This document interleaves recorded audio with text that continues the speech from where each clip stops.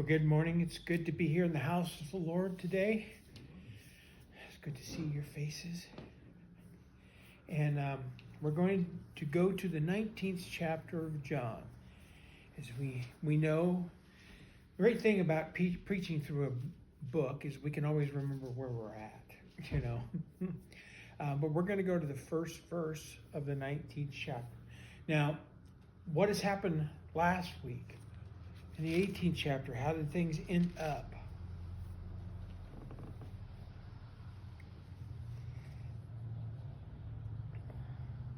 He was taken before Pilate, wasn't he? By whom? By the priesthood. The high priest. They were out to get Jesus. Because when they interviewed him, he gave them exactly what they wanted, the truth. Of course, they didn't think it really wasn't what they wanted, but they got him to admit that he was sent by the Father. So he was calling himself God. And in their minds, oh my goodness, we have him. He's blasphemed. That's a punishable offense under Jewish law. We take you before Pilate. And as we started to learn that when this first came before Pilate, and who was Pilate? Pilate was what position? He was the Roman leader in that area, wasn't he? Okay, and at this time, as we talked last week, Rome had the power to execute and to sentence people to death. The Jews had to get Rome's permission because they did not want him stoned, did they? They want him crucified. They want him hung up and on display that this false Messiah is now dead. That's what they wanted, wasn't it? Because they thought, that'll deter this movement, all these crazy thoughts about everybody being equal in the sight of God and everybody serving under the same rules and under the same guidelines. They didn't like that, did they? So he went before Pilate. And what did Pilate find at first when he talked to Jesus? He found no fault in this guy. He's like scratching his head.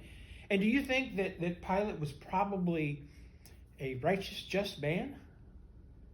No, I don't think so. It wasn't known for the Roman leadership to be those types of people. But today we're going to do something a little different. Before we get started on verse 1, we're going to go over to Matthew chapter 23. Because I want to give one thing that John doesn't talk about in his gospel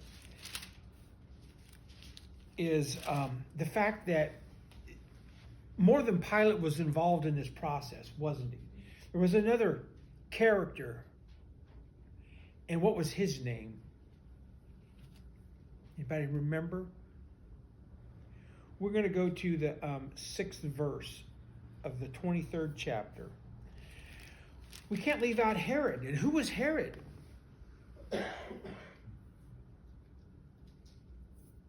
He was the religious.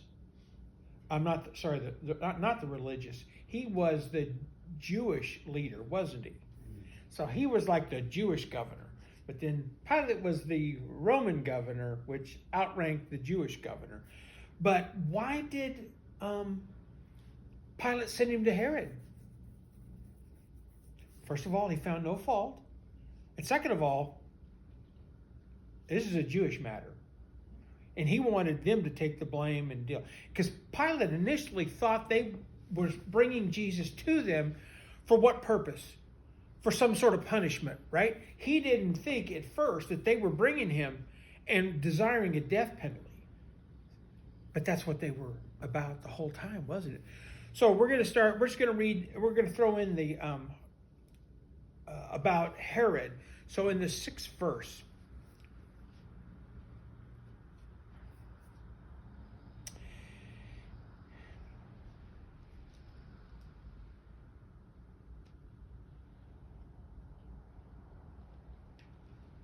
no, that's not it. I'm sorry. Maybe it was Luke 23.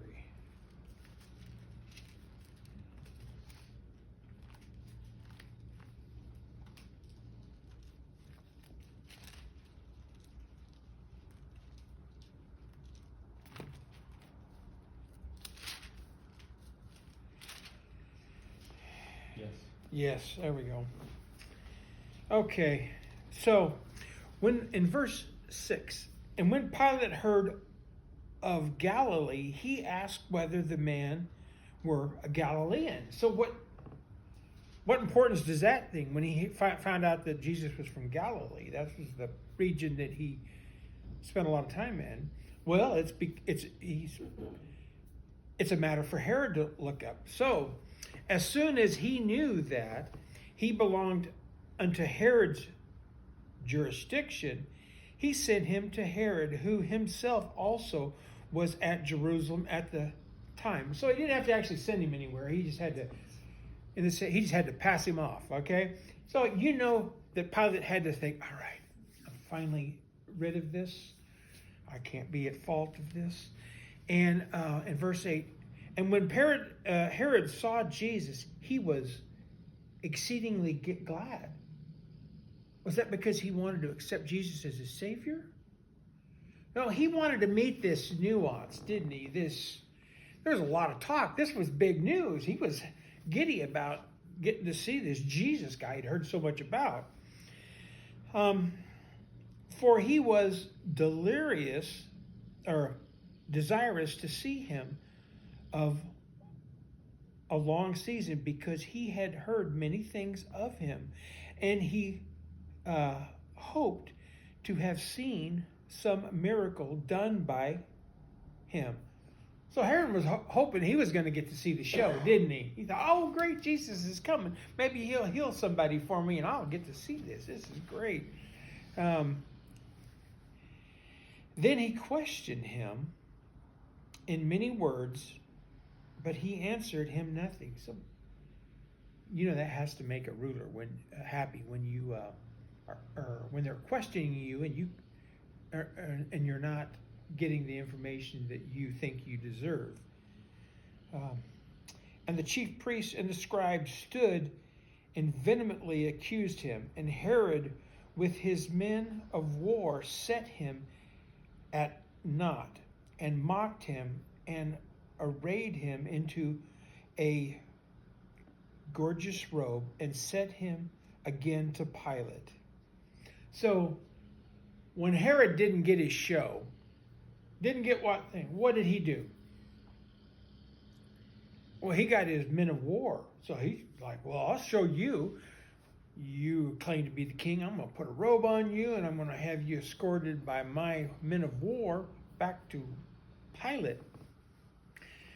Because I'm sure that Herod was a very egotistical man, and I'm sure his ego was quite bruised at the fact that Jesus didn't give him what he wanted. So now we can turn back to the 19th chapter of John. So they just played back and forth here for a little bit. So in verse 1, then Pilate therefore took Jesus and scourged him. What do we know about scourging? It's not a stern talking to, is it? Literally, it was done with a whip. A lot of times they call them the cat o' nine tails. It had many, and there's usually a bone or a piece of metal tied at the end, and it ripped through flesh. And it wasn't common for people to actually die from the scourging, even though the scourging wasn't meant to be a death penalty, because Romans always crucified their victims. A lot of times they did. So this was not a pleasant thing. So I think Pilate is still hoping that this is going to satisfy the Jewish leaders. But it's not. And the soldiers plaited a crown of thorn and put it on his head. And they put him in a purple robe. So we know, I mean, everybody's probably pricked your finger picking up roses before. And that hurts, doesn't it? But this wasn't rose bushes. These were thorns, long thorns. And they pushed it down on his head. Because now it's nothing more than a mockery, is it? Okay, if you claim to be a king, You have a kingdom, we're going to give you a crown. We're going to give you a robe. And they said, Hail, King of the Jews! And they smote him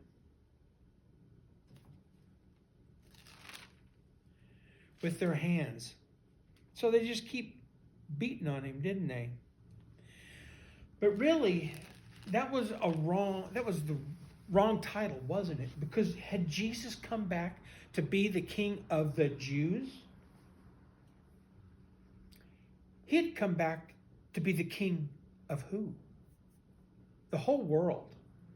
All mankind. The Jews, the Gentiles, everybody.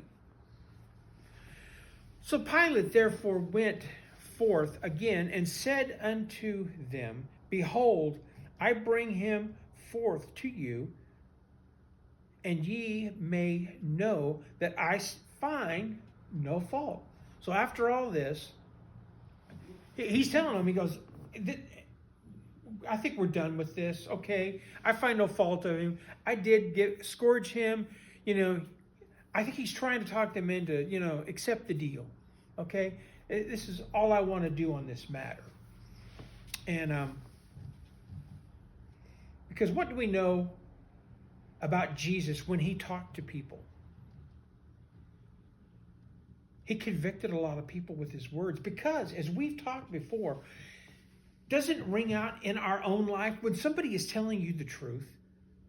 Doesn't it bear through a lot stronger than when somebody's, trying to tell you a story and the little hair on the back of your neck goes up because you're thinking, this is not making sense. Most of us can see through deception, can't we? But when Jesus spoke, they got nothing but the truth. Now, is there anybody here that's never lied before a little bit? We've all been dishonest at times, haven't we? To be honest. Some greater than others. But can you imagine Jesus never had a dishonest moment in his life? I was thinking about this, and I can't imagine going through my entire life and never saying anything but the truth. Because we're always afraid of getting in trouble. It's usually what causes us to start being a little deceptive about the information. And we go, well, we're not really lying. We're just reframing the information so we don't look quite as bad, right? That's the most common thing we do. But Jesus didn't even do that, did he? The information was the information. His truth was the truth. And I think it spoke to Pilate.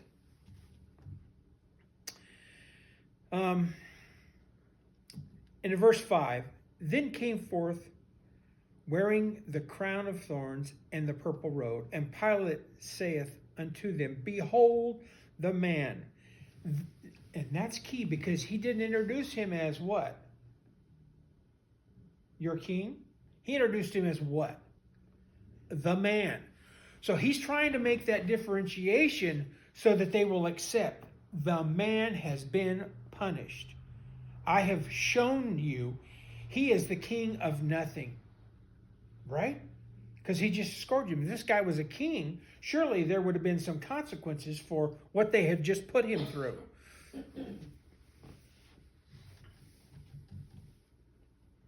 Then the chief priest, therefore, and the officers saw him. They cried out, okay, that's good. No, they were not. They were even more upset. They wanted this thing done, didn't they? And did they have a lot of respect for Pilate? No, Pilate's the one that had the authority to crucify. Pilate had the authority. Under Jewish law, there was to be nobody killed during the Passover. That's correct. Except the unblemished lamb. Except the unblemished lamb. Very good. Yeah, there's the That's true. Right there. So they had to get Pilate to do their work for them, right? Because they had to stay clean, right? Yeah. Okay. But they were not happy still. And what did they cry out? Crucify him, crucify him. And Pilate saith unto them, Take ye him and crucify him, for I find no fault in him. So even to the end, he goes, all right, if you guys want to crucify him, go crucify him. But I find no fault in him. And the Jews answered, We have a law, and by our law he ought to die, because he has made himself the Son of God.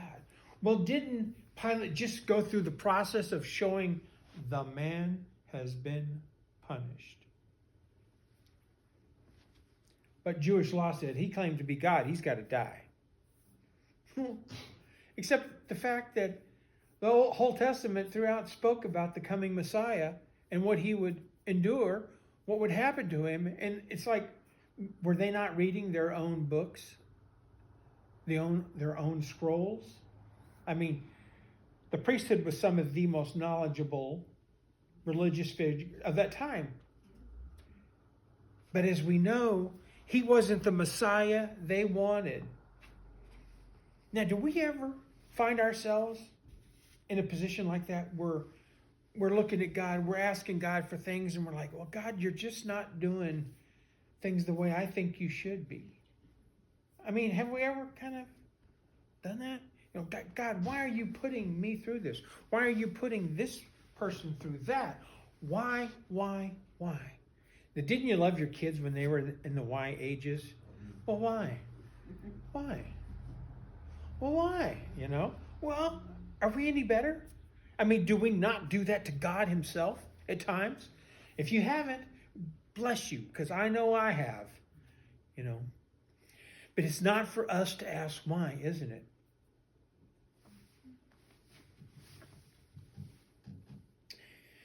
So in verse 8, when Pilate therefore heard that saying, he was the more afraid. Why would Pilate be afraid at this point?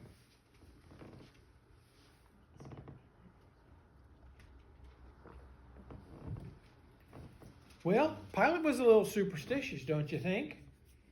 And by their own declaration, they're saying he claims to be God.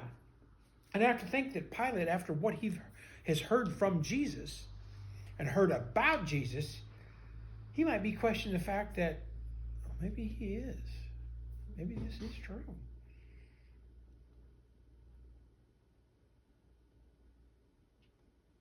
And went again unto the judgment hall, and saith unto Jesus, Whence art thou? So now Pilate's back to Jesus, but he's not back to Jesus on behalf of the priesthood, is he? Why did he go back to Jesus this time? Because he wants to know for himself, doesn't he? He said, Jesus, who are you really? Tell me the truth.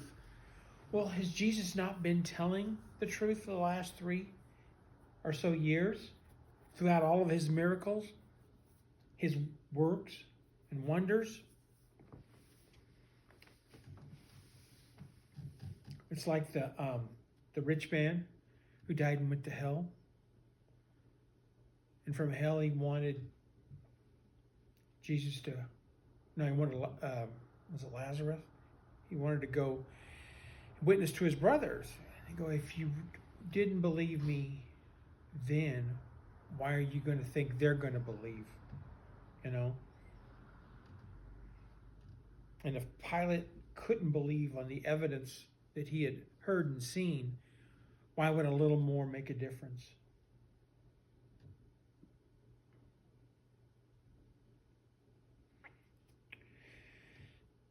Then saith Pilate unto him, Speaketh thou not unto me?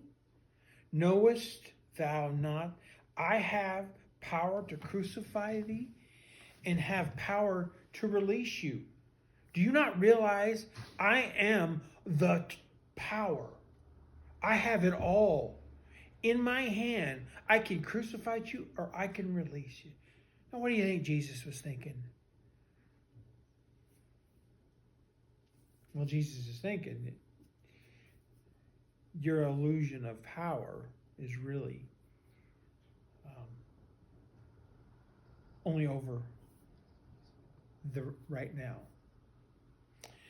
And Jesus answered, thou couldst have no power at all against me except it were given thee from above. So he's telling me, your power that you think you hold is only over my physical body, and that is only given to you by the Father.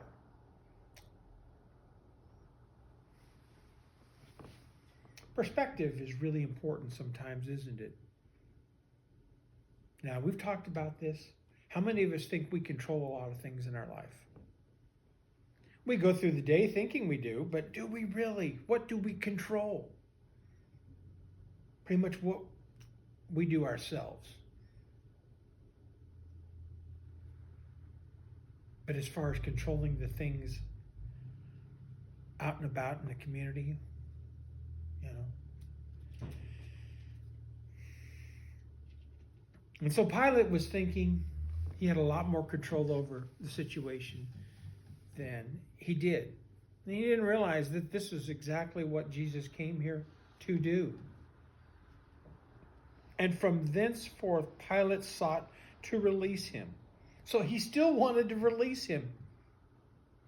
Because I think Pilate believed he was the Son of God. Now, I don't mean that he was saved. I don't think Pilate was saved. But we have two types of knowledge, don't we? Do we not have the head knowledge where we think and understand? And that's where salvation makes that transition. We take in the information about salvation, we rattles around in our brain, and then we have to move that to our heart by faith. But the Jews cried out, saying, if thou let this man go, thou art not Caesar's friend. So you talk about a manipulative bunch. They're going, well, if you do this, you're not doing the will of Caesar.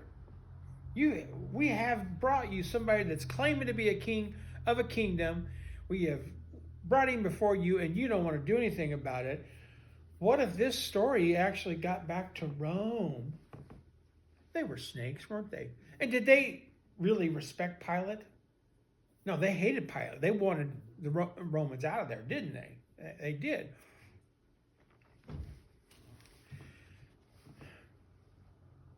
Whosoever maketh himself a king speaketh against Caesar. So if Jesus is actually claiming to be a king, a son of God, then he is speaking against Caesar. And when Pilate therefore heard that saying, he brought Jesus forth and sat down in the judgment seat in a place that is called the Pavement. But in the Hebrew, Gabbathea. So Pilate is still in a quandary, isn't he?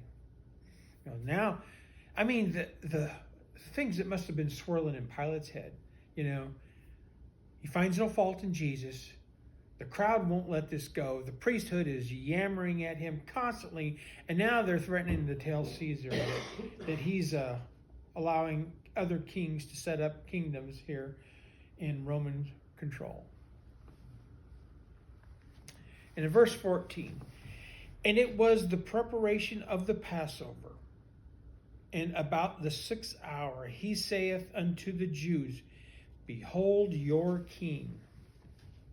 But they cried out, away with him, crucify him. And Pilate saith unto them, shall I crucify your king? And the chief priests answered, we have no king but Caesar. Well, was that just a bold-faced lie? Now they're paying homage to Caesar? They hated Caesar. They hated everything about the Romans. But to get their will, they were willing to bow at this time. Don't you hate people like that? I would rather somebody tell me that they think I'm a horrible person right to my face than to tell me that when I know that that's really not.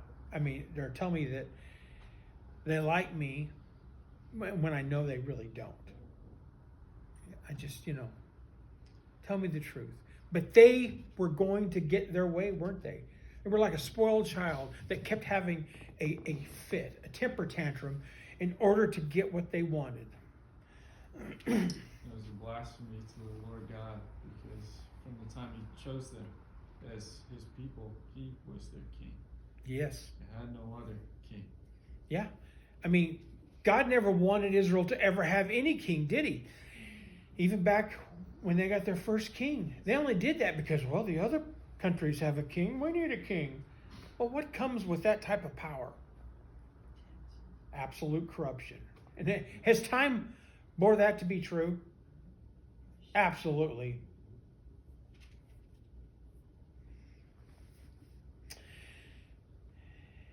In verse 16, then delivered him therefore unto them to be crucified. And they took Jesus and led him away. And he, bearing his cross, went forth unto a place called the place of skulls, which is called in Hebrew Golgotha. And that's where we will conclude today. So finally, Caesar, and if we go to some of the other Gospels, we will see where Jesus, when he was before Pilate, Pilate actually went to the whole point of actually washing his hands in front of the crowd to try to say, hey, nobody's blaming this on me. You guys are taking the hit. But he said it. He has the power to release him or crucify him. But in the end, Pilate was a consummate politician, wasn't he?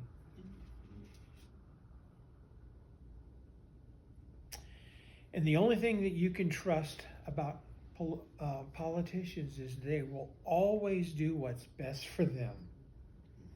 All right, thank you. Let's have a closing song.